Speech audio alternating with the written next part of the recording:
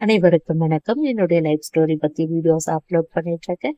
முந்தைய வீடியோக்களோட லிங்க் எல்லாமே டிஸ்கிரிப்ஷன்ல கொடுத்துருக்கேன், பார்த்து தெரிஞ்சுக்கோங்க.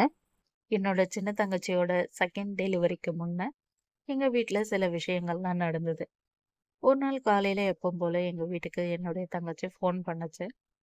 அப்பா எங்க இருக்கிறாங்க, அம்மா என்ன பண்றாங்கன்னு. அப்பா ஹாஸ்பிட்டல் போயிருக்காங்களா இல்ல ரோட்டுக்கு எதுக்க போயிருக்காங்கன்னு தெரியல. வந்தாதான் தெரியும். அம்மா பக்கத்துல தான் பூ கட்டிட்டு இருக்காங்க, சொல்லு அப்படின்னு சொல்லியிருந்தேன். சில விஷயங்கள்லாம் சொல்லும்பொழுது அம்மா சிரிச்சுட்டே இருந்தாங்க. கொஞ்ச நேரம் என்னுடைய தங்கச்சி கிட்ட பேசிட்டு நாங்க ஃபோன் கால் கட் பண்ணிட்டு என்னுடைய தங்கச்சி சொன்ன விஷயங்கள் எல்லாம் பத்தி பேசிட்டே இருந்தோம். அந்த டைம்ல என்னுடைய தம்பி வந்தான். வந்துட்டு டிவி பார்த்துட்டே இருந்தான்.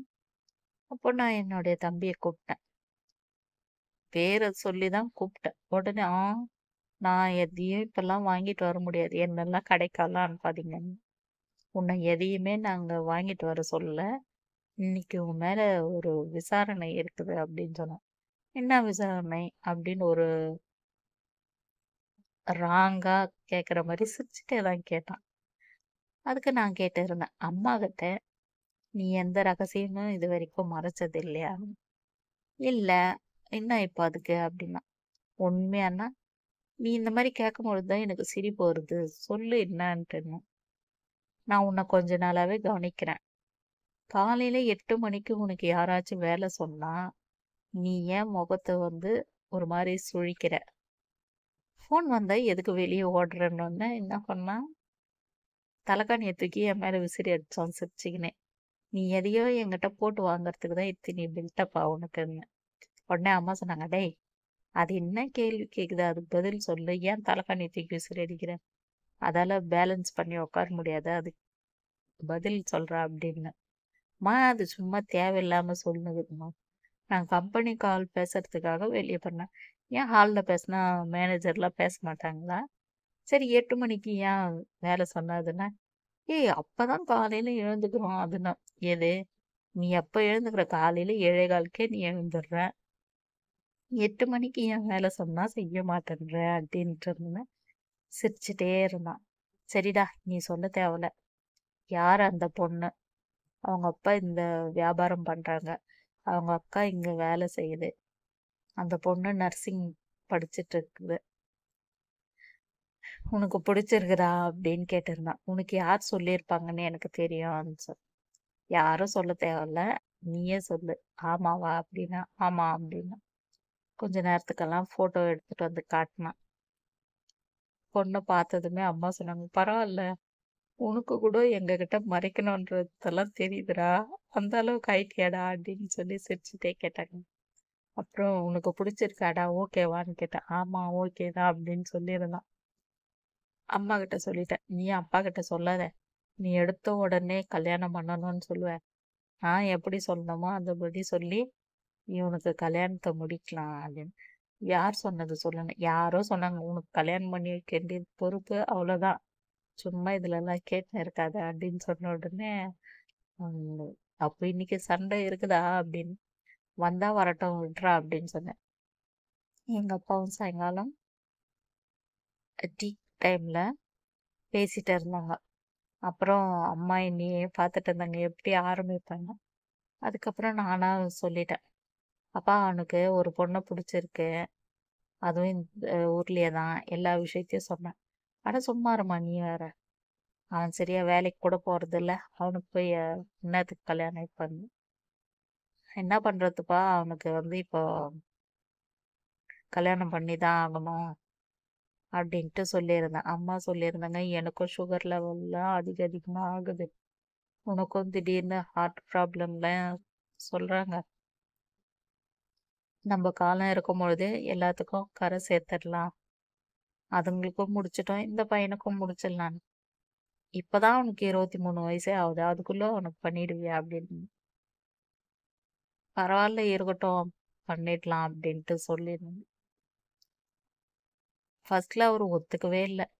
அதுக்கப்புறம் நீங்களா பார்த்து எதுனா செய்யுங்க, நான் ஒண்ணுமே சொல்ல மாட்டேன் அப்படின்னு சொல்லிட்டாங்க.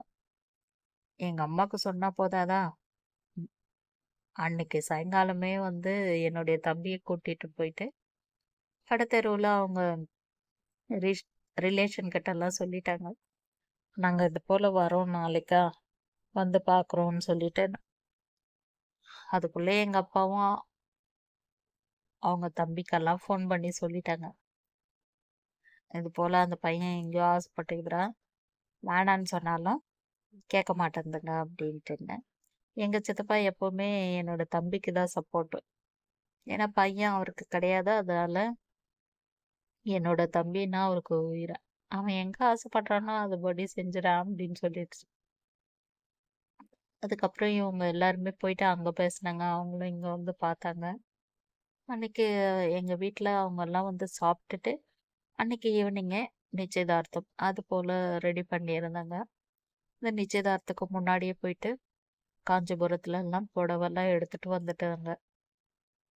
அவங்க வீட்ல இருந்து எங்க வீட்டுக்கு சாப்பிட்றதுக்கு வர அன்னைக்கு நான் நானும் என்னோட பெரிய தங்கச்சியோட பொண்ணும் ஒரே மாதிரி ட்ரெஸ், என்னுடைய அம்மாவுடைய சாரிலேயே எங்க 2 பேருக்கும் ட்ரெஸ் தச்சிருந்தாங்க அந்த ஃபங்க்ஷனுக்காகவே.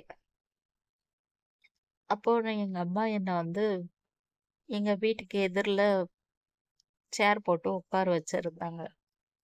என்னுடைய சின்ன தங்கச்சியோட பையனையும் என்னுடைய பெரிய தங்கச்சியோட பொண்ணும் மட்டும் என் கூடவே இருந்தாங்க. அம்மா சொல்லிட்டு போனாங்க, ஜெயா கூடவே பத்திரமா இருக்கணும், அவங்க எல்லாரும் சாப்பிட்டு போற வரைக்கும் நீங்க இங்கேயே கூடவே இருக்கணும், சரியா? ஜெயா வந்து நாய் எல்லாம் எதுனா கச்சி தூக்கின்னு போயிட்டு போகுது அப்படின்னு.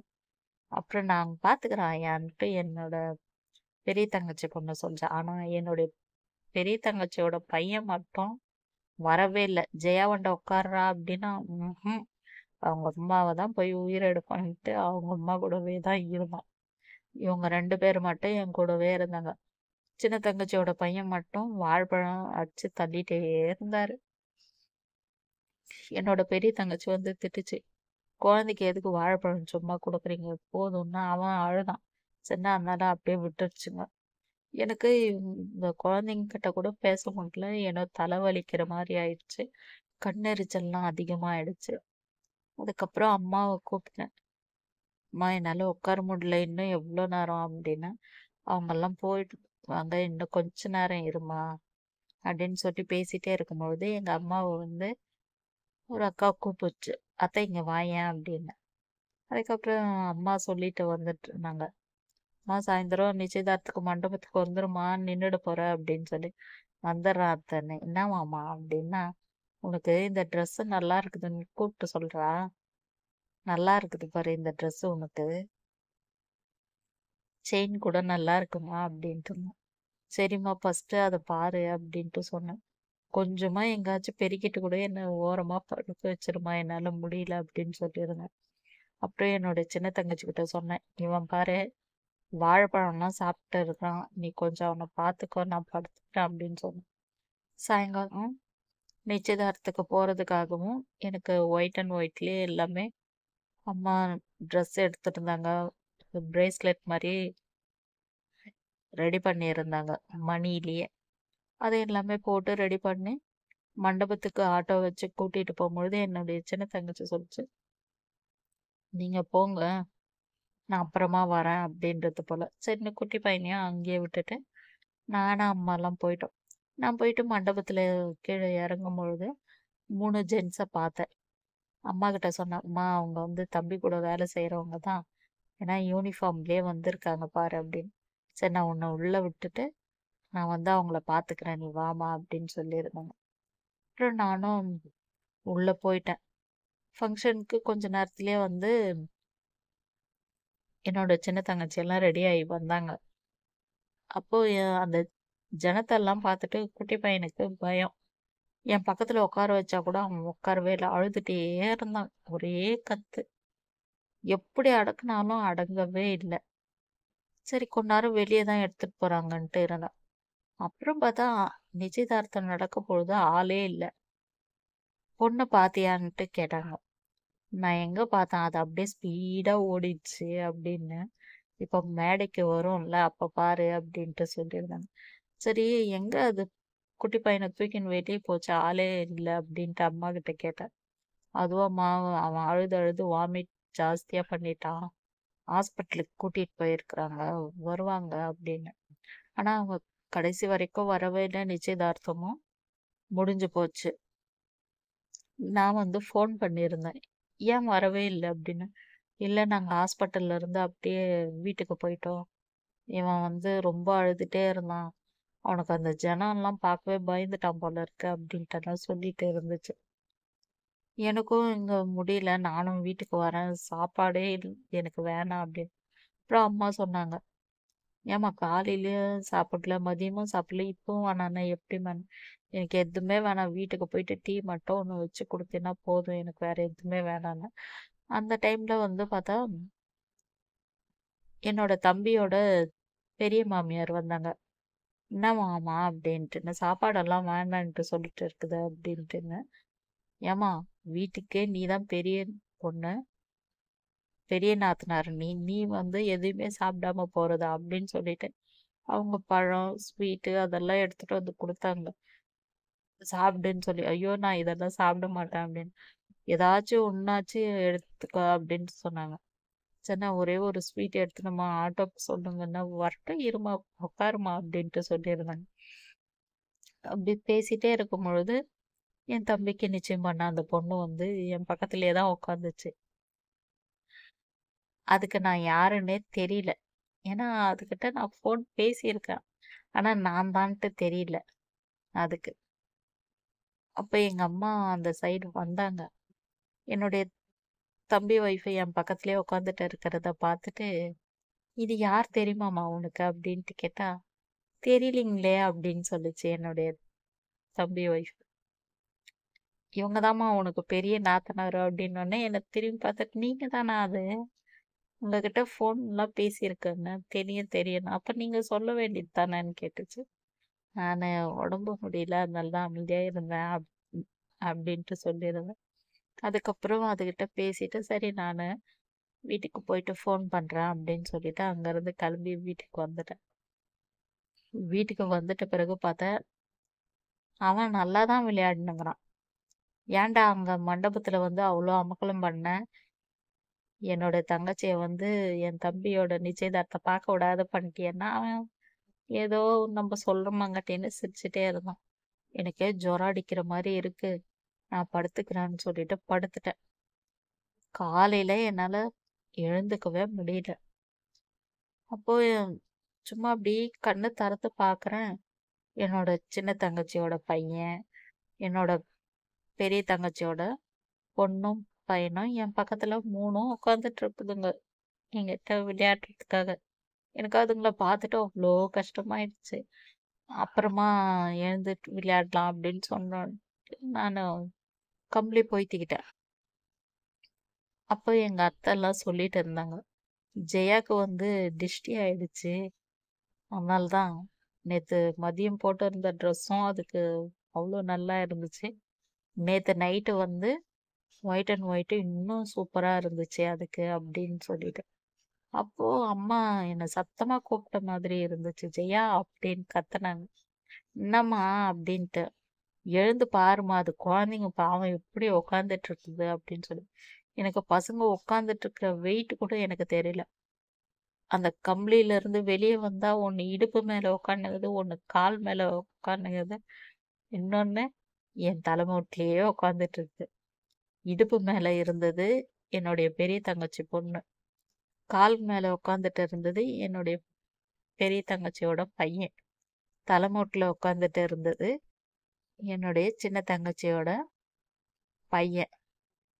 என்னை பார்த்துட்டு சின்ன தங்கச்சியோட பையனுக்கு அப்போ என்னன்னு கேட்கறதுக்கு தெரியல. என்ன என்ன அப்படின்னா, ஜுரம் அப்படின்னா, ஜுரம் அப்படின்ட்டு அவரு கம்பளி போய்த்தி விட்டுட்டாரு.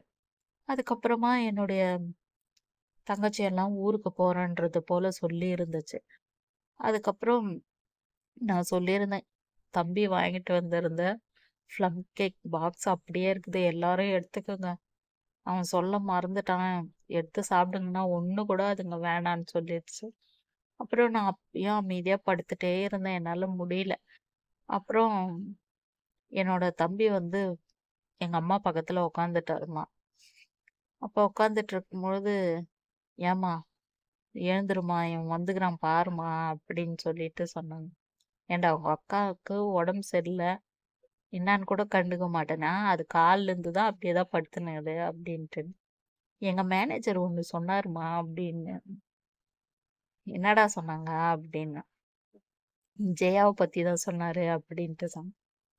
என்ன சொன்னாங்க அப்படின்ட்டு கேட்டா, நீங்க சொல்லும்பொழுது கூட உங்க அக்காவை நான் என்னவோன்னு நினைச்சேன். பார்க்கும்பொழுது கஷ்டமாயிடுச்சு. அவங்க நடந்து போகும்பொழுது. நல்லா இருக்கிறாங்க அப்படின்ட்டு சொன்னாங்க அப்படின்ட்டு சொன்ன உடனே, எங்க அம்மா சும்மா இல்ல, சூப்பர் ஃபிகருன்னு சொன்னாங்களாடா அப்படின்னு. அம்மா நீ வேற சும்மா இருமா அப்படின்ட்டு சொல்லி சொன்ன உடனே எனக்கே அந்த ஜுரத்துலயும் சிரிப்பு வந்துருச்சு. அதுக்கப்புறம் அம்மா ஹாஸ்பிட்டல் போயிட்டு இன்ஜெக்ஷன் போட்டுன்னு வரலாம், எழுந்துருமா அப்படின்னு சொன்னாங்க. அதெல்லாம் எனக்கு வேணாம். எனக்கு டேப்லெட் வாங்கிட்டு வந்து குடுங்க. அது மட்டும் போதும் அப்படின்றது போல சொல்லியிருந்தேன். ஆனா தம்பி டேப்லெட்லாம் வேணாம். ஹாஸ்பிட்டலுக்கே போங்க அப்படின்ட்டு சொல்லியிருந்தான். எனக்கு அதெல்லாம் வேணாம். ஹாஸ்பிட்டல்லாம் அம்மாவால தூக்கிட்டு போ முடியாது. நீ டேப்லெட்டே வாங்கிட்டு வாடா எனக்கு போதும் அப்படின்ட்டு சொல்லியிருந்தேன். அதுக்கப்புறம் டேப்லெட்லாம் வாங்கிட்டு வந்து குடுத்தாங்க. எனக்கும் உடம்பு கிளீனா ஆயிடுச்சு. இருந்தாலும் எங்க அம்மா வந்து சூப்பர் ஃபிகர்ன்னு சொன்னாங்களே, அது மட்டும் எனக்கு அடிக்கடிக்கு நினைச்சு சிரிப்பேன். ஏம்மா நீ இப்படி சொன்ன அப்படின்னு சொல்லிட்டு. அதுக்கப்புறம் என்னுடைய தங்கச்சியோட டெலிவரி டேட்டும் கிட்ட வந்துடுச்சு. டெலிவரி அப்போல்லாம் என்னெல்லாம் ஆச்சுன்றத பத்தி தெரிஞ்சுக்கணும்னா, அடுத்த வீடியோல சொல்றேன். இந்த வீடியோ பிடிச்சிருந்தா லைக் பண்ணுங்க.